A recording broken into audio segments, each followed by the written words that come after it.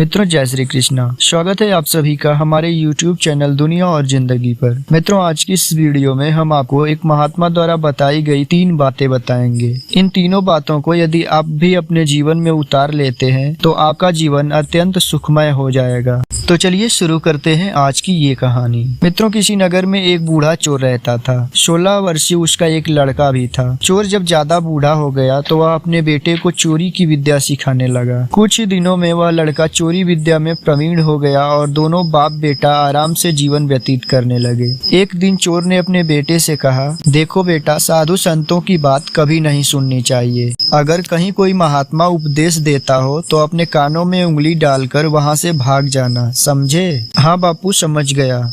एक दिन लड़के ने सोचा, क्यों ना आज राजा के घर पर ही हाथ साफ कर दूं। ऐसा सोचकर उधर ही चल पड़ा।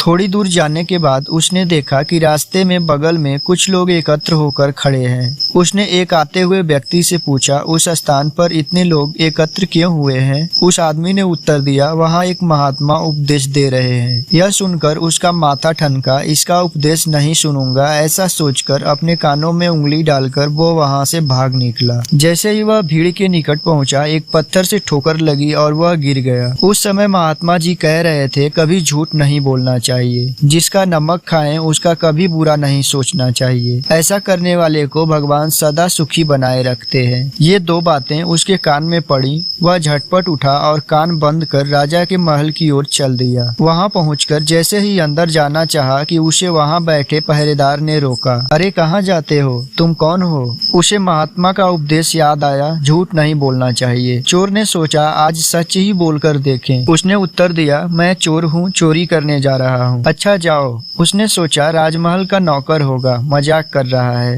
चोर सच बोलकर राजमहल में प्रवेश कर गया। एक कमरे में घुसा और वहाँ ढेर सारा पैसा तथा जेवर देख उसका मन खुशी से भर गया। एक थैले में सब धन भर लिया और दूसरे कमरे में घुसा। वहाँ रसोई घर था। अनेक प्रकार का भोजन वहाँ रखा था। वह खाना खाने लगा। खाना खाने के बाद वह थैला उठाकर चलने लगा कि तभी फिर महात्मा का उपदेश याद आया, जिसका नमक खाओ उसका बुरा मत सोचो। उसने अपने मन में कहा, खाना खाया उसमें नमक भी था, इसका बुरा नहीं सोचना चाहिए। इतना सोचकर थैला वहीं रख वह वापस चल पड़ा। पहरेदार ने फिर पूछा, क्या हुआ, चोरी क्यों नहीं की? देखिए, जिसका नमक खाया है उसका बुरा नहीं सोचना चाहिए। मैंने राजा का नमक खाया है, इसलिए चोरी का माल नहीं लाया, वहीं रसोई घर में छोड़ आया। इतना कहकर वह वहां से चल पड़ा।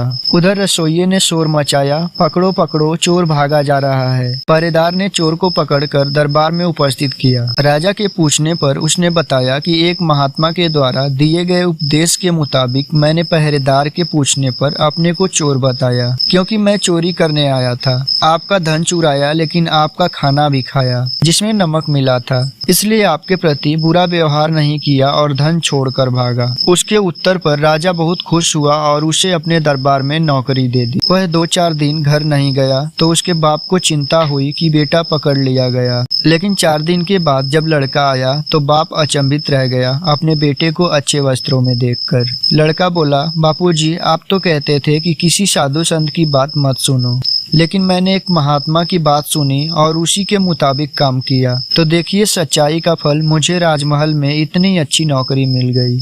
मित्रों, आपको ये वीडियो कैसी लगी? इस कहानी से आपको क्या सीख मिलती है? आप हमें कमेंट बॉक्स में कमेंट करके जरूर बताइएगा। इस वीडियो में बस इतना ही। मिलते हैं एक और नई कमाल की वीडियो के साथ। तब तक आप हंसते रहिए, मुस्कुराते रहिए, सदा प्रसन्न रहिए।